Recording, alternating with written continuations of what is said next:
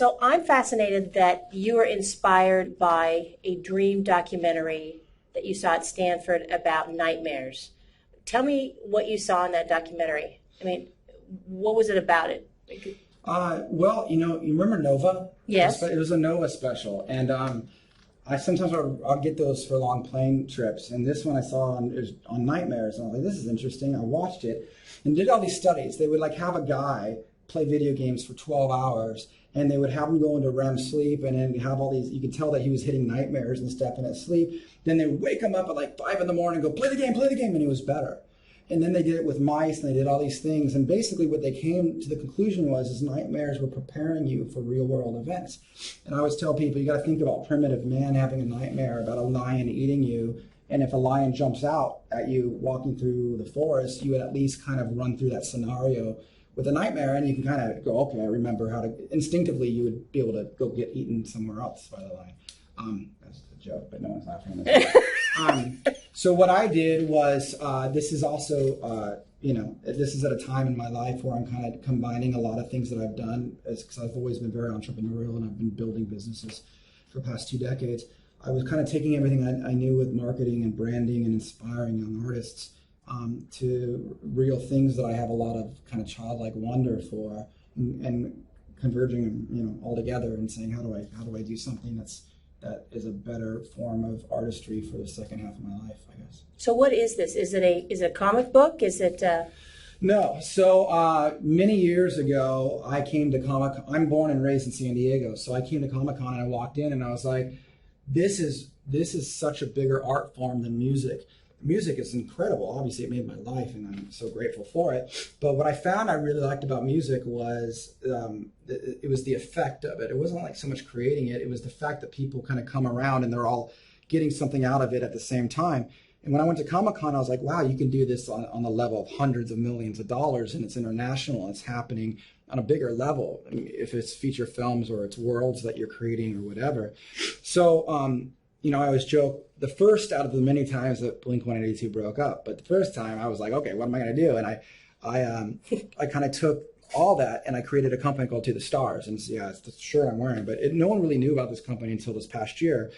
And we've been developing quietly 5 or more, but really 5 tangibly, like worlds that are science fiction, coming of age, intellectual properties that are transmedia vehicles, basically, to get across something that fills a hole in my head that I'm wondering about this universe and why we're here. So Poet Anderson's the first one.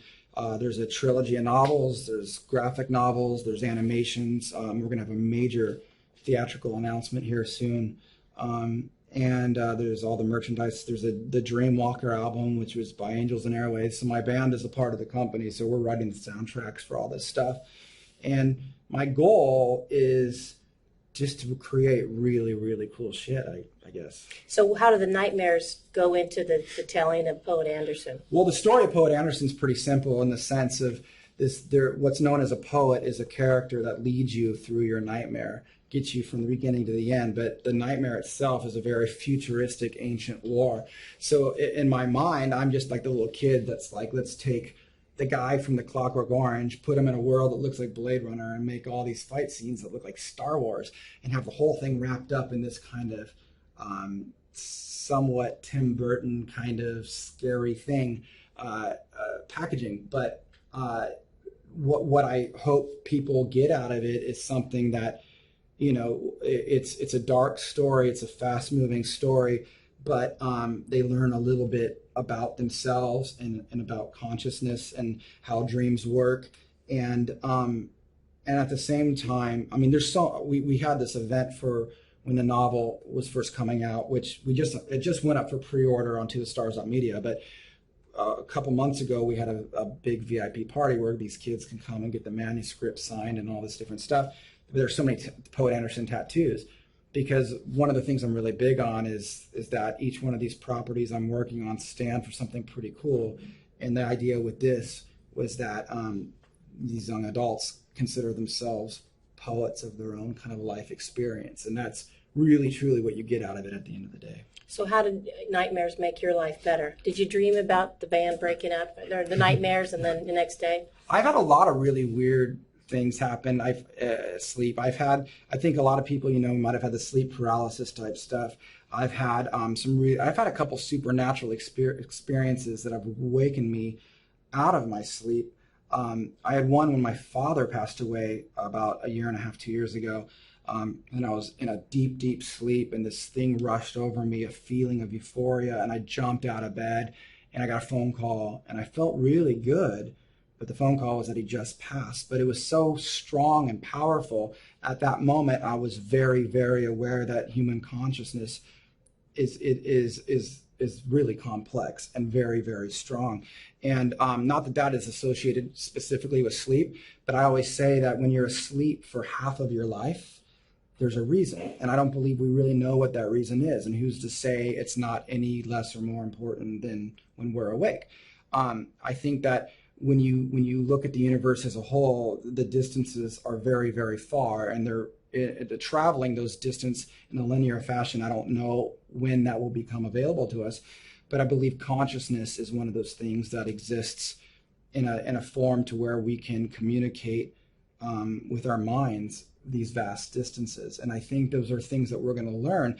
And one of the things I toyed with in this series was when you dream, you go to those places throughout the universe.